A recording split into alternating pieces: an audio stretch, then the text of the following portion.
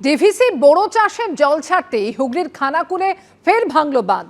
চিংড়া গ্রাম পঞ্চায়েত এলাকার বলাইচক, কুমারচক, রঞ্জিতবাটি, কেটোদল সহ বহু গ্রামে চাষের জমি প্লাবিত হয়েছে। এখনো মাঠে আলু রয়েছে। আচমকা প্লাবনে ব্যাপক ক্ষতির আশঙ্কা করছেন চাষিরা।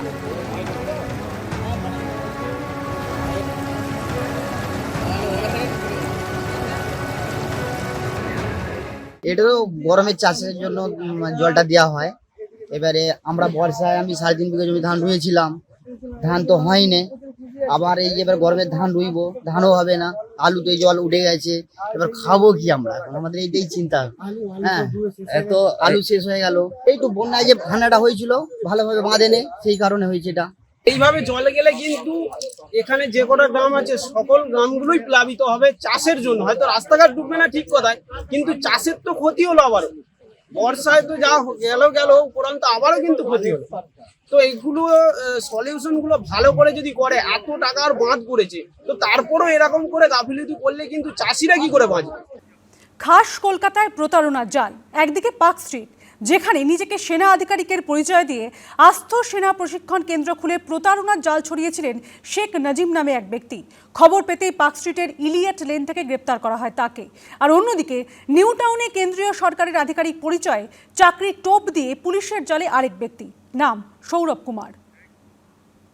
কোথাও সেনা পরিচয়ে ট্রেনিং ক্যাম্প খুলে প্রতারণা, কোথাও আবার কেন্দ্রীয় সরকারের আধিকারিক পরিচয়ে চাকরির টোপ। খাস কলকাতায় একের পর এক প্রতারণার অভিযোগে গ্রেপ্তার হলেন দুজন। ইলিয়ট লেনের বাসিন্দা 41 বছরের নাজির হোসেন নিজেকে সেনা আধিকারিকের পরিচয় দিয়ে ভুয়ো সেনা প্রশিক্ষণ কেন্দ্র খুলেছিলেন। বিশ্বাসযোগ্যতা প্রমাণ করতে বানিয়েছিলেন ভুয়ো আইডি কার্ড থেকে সেনার পদক।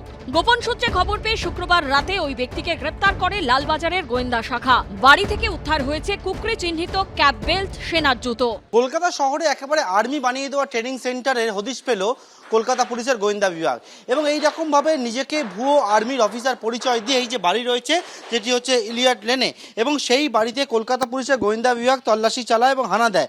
সেই হানা দেওয়ার পরবর্তীকালে এখানে যখন আসেন, দেখতে পান যে এক ব্যক্তি নিজেকে আর্মির ক্যাপ্টেন বলে, ভারতীয় সেনাবাহিনী ক্যাপ্টেন বলে পরিচয় দেয়। তার নাম হচ্ছে শেখ নাজির হোসেন। লালবাজার সূত্রে খবর, নিজেকে ক্যাপ্টেন নাজির হোসেন পরিচয় দিয়ে সেনাবাহিনীতে চাকরির সুযোগ করিয়ে দেওয়ার আশ্বাস দিতেন অভিযুক্ত। बस वो काम करता था और कभी कभार वो इसमें क्या बोलता एनसीसी का यूनिफॉर्म पहन के वो जाते थे, उतना ही पता है। और वो कहाँ काम करता था, बाहर में क्या करता था, ट्रेनिंग के बारे में पता नहीं। मगर हाँ, पहले जो है वो कुछ लड़के लोग आते थे यूनिफॉर्म में, और उसके साथ फिर कहाँ चले जाते थे पता नहीं। অন্যদিকে নিউ টাউনে কেন্দ্রীয় সরকারের আধিকারিক পরিচয় দিয়ে বাড়ির পরিচারিকার স্বামীকে চাকরির টোপ দেবার অভিযোগে সৌরভ কুমার নামে একজনকে গ্রেপ্তার করেছে পুলিশ। তার বাড়ি থেকে বাজেয়াপ্ত করা হয়েছে একটি গাড়ি ও ভুয়ো পরিচয়পত্র। পুলিশ সূত্রে খবর, ধৃত সৌরভ কুমারের বাড়িতে পরিচারিকার কাজ করতেন দীপালি মণ্ডল। অভিযোগ, তার বিশেষভাবে সক্ষম স্বামীকে কাজ পাইয়ে দেবার নাম করে 8 লক্ষ টাকা নেন অভিযুক্ত।